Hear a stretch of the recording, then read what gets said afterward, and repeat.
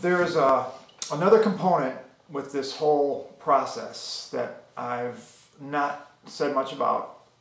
We've talked about reading, writing, speaking, and listening, and the one that we haven't really touched on is the writing component.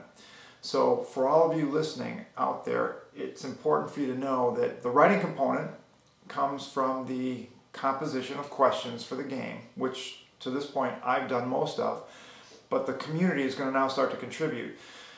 And you could take even the most non-writing teenage boy, find out what they're interested in, ask them if they'd like to make a game show or a video game, better yet, to have their friends play to see how well they do at what they know.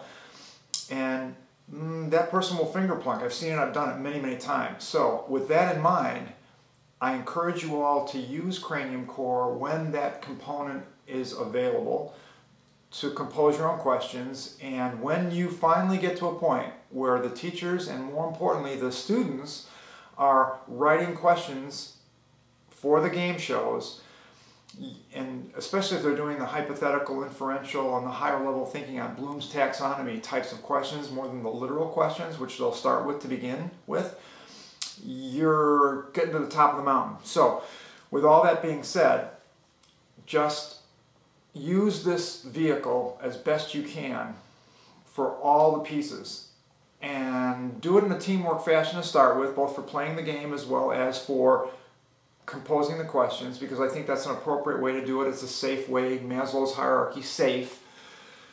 And then we'll all have the thing spin up for a toolbox that we'll give to these students that they can take to any place with a lifelong learning skill toolkit, whether they go to a new job or a new curriculum, and they'll be successful, more successful. So with that, I appreciate your time, and I hope to hear from you all.